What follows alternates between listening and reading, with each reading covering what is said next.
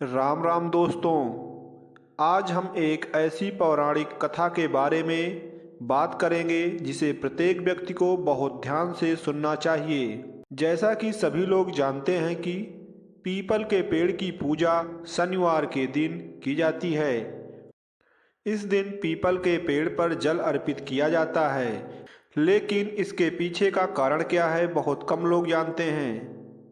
आइए जानते हैं। इस पौराणिक कथा को बहुत ध्यान से अंत तक जरूर सुने।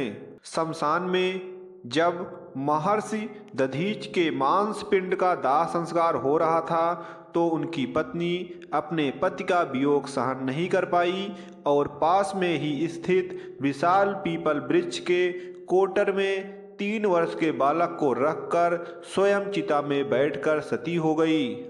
इस प्रकार महर्षि दधीचि और उनकी पत्नी का बलिदान हो गया, किंतु पीपल के कोटर में रखा बालक भूख प्यास से तड़प तड़प कर चिल्लाने लगा। जब कोई वस्तु नहीं मिली तो कोटर में गिरे पीपल के गोंद को खाकर बड़ा होने लगा।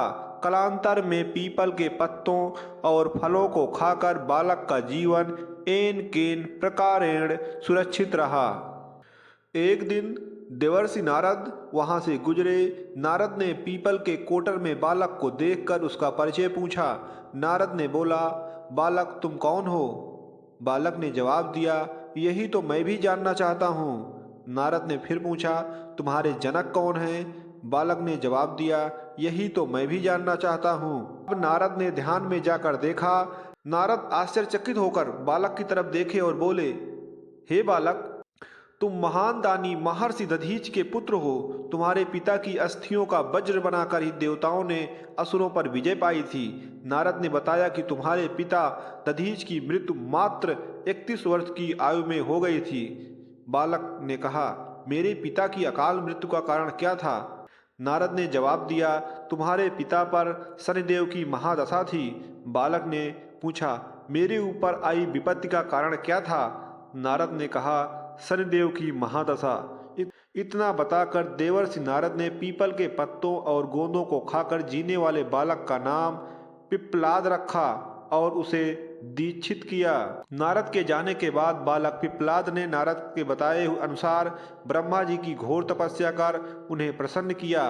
ब्रह्मा जी ने जब बालक पिप्पलाद से वर मांगने को कहा तो पिप्पलाद ने अपनी दृष्टि मात्र से किसी भी वस्तु को जलाने की शक्ति मांगी। ब्रह्मा जी से वरदान मिलने पर सर्वप्रथम पिप्पलाद ने शनिदेव का आह्वान कर अपने सम्मुख प्रस्तुत किया और सामने पाकर आंखें खोलकर भस्म करना शुरू कर दिया। शनिदेव सशरीर जलने लगे। ब्रह्मांड में कोलाहल मच गया। सूर्यपुत्र शन की रक्षा में सारे देव विफल हो गए। सूर्य भी अपनी आंखों के सामने अपने पुत्र को जलता हुआ देखकर ब्रह्मा जी से बचाने हेतु विनय करने लगे। अंततः ब्रह्मा जी स्वयं पिप्पलाद के सम्मुख पधारे और शनिदेव को छोड़ने की बात कही, किंतु पिप्पलाद तैयार नहीं हुए। ब्रह्मा जी ने एक के बदले 2 वरदान मांगने की बात कही। तब पिप्पलाद ने खुश होकर 2 वरदान मांगे। पहला वरदान, जन्म से 5 वर्ष तक किसी भी बालक की कुंडली में शनि का स्थान नहीं होगा, जिससे कोई बालक मेरे जैसा अनाथ ना हो। दूसरा वरदान मांगा, मुझे अनाथ को शरण पीपल वृक्ष ने दी है, अतः जो भी व्यक्ति सूर्योदय के पूर्व पीपल वृक्ष पर जल चढ़ाएगा उस पर शनि की महादशा का असर नहीं होगा। ब्रह्मा जी ने तथास्तु का वरदान दिया।